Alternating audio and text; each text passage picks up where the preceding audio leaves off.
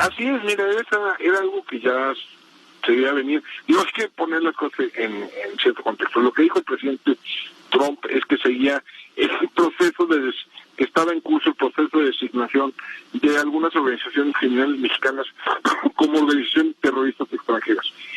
Formalmente la designación la tiene que hacer el Departamento de Estado y como dijo el presidente Trump, eso hay un proceso de consulta interna para llegar a esa designación. Tiene que cumplir una organización que es incorporada a la lista de organizaciones terroristas extranjeras, tiene que cumplir con ciertas características específicas. Entonces todavía no se da la designación, es el primer dato que yo pondría sobre la mesa.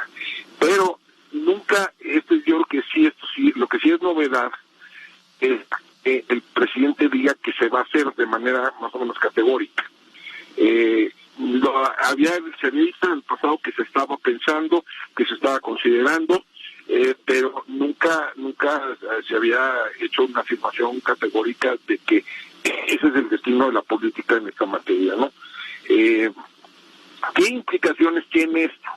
A ver, primero habrá que ver a qué organizaciones son los que incluyen y cuál es el alcance específico de la designación.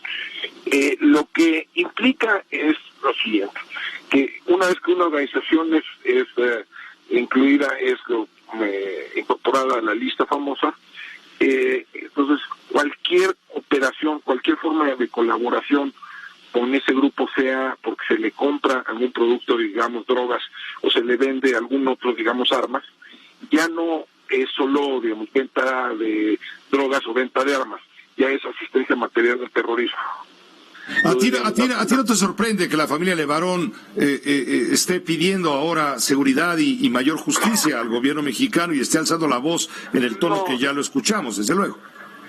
No, bueno, yo creo que razones no le faltan para hacer una solicitud de esa naturaleza. Fueron víctimas de un atentado monstruoso y han estado, digamos, en la mira de los grupos criminales desde hace una década, ¿no? Entonces, razones no les... Y además han hecho todas las gestiones posibles con todos los órdenes del gobierno en México sin muchos resultados. Entonces, razones no les faltan para hacer una solicitud de esta naturaleza. Dicho lo anterior, esto sí tiene implicaciones importantes para el país que habrá que ir aquilatando, ¿no? Es decir, el hecho de que una organización, si una organización es incorporada a la lista, cualquier trato con esa organización se vuelve asistencia, se vuelve algo más que digamos que solo vender drogas o que solo comprar ilegalmente armas, se vuelve asistencia material al terrorismo. Y eso implica sanciones legales mucho más severas, ¿no? Segunda implicación, le da al gobierno de Estados Unidos mayores facultades, por ejemplo, para congelar activos, para poner restricciones de viaje, para deportar posibles miembros de la organización, etcétera, etcétera, etcétera. Y tercero, involucra, digamos, en el combate a esa organización específica, ya no solo a las dependencias o las agencias involucradas, por ejemplo, en el combate al narcotráfico, pienso la DEA, u organización, digamos, de corte más policial, sino que ya involucra a todo el aparato de inteligencia de los Estados Unidos. La CIA, el NSA, la Agencia Nacional de Seguridad, el propio Pentágono, etcétera, ¿no? Entonces, el andamiaje institucional con el que cuenta Estados Unidos para combatir lo que ellos denominan terrorismo es muchísimo mayor que tienen para combatir organizaciones criminales. Alejandro, pero hay un punto interesante, lo estoy leyendo en tu columna que hoy aparece en el Universal. El gobierno de México, leo textual, se ha opuesto tradicionalmente a la inclusión de grupos criminales. Explícanos por qué.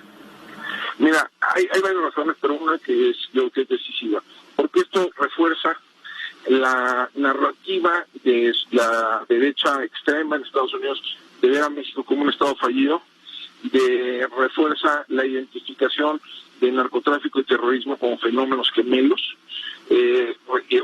narcotráfico, terrorismo y migración como fenómenos gemelos,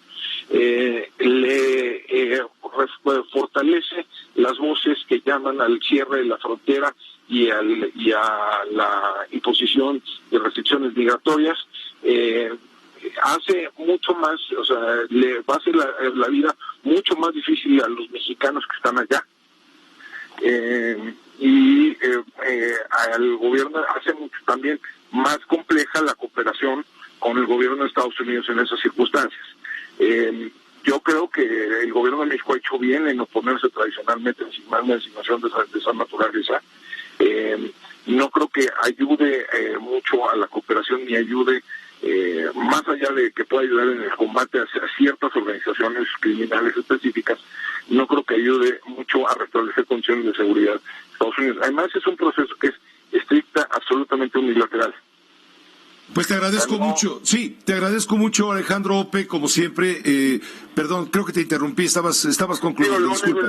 Estaba concluyendo, lo único que es un proceso unilateral, es decir, el gobierno de Estados Unidos controla a quién incluye y a quién excluye esa lista, ¿no? El gobierno de México no tiene mucho que decir al respecto, ¿no?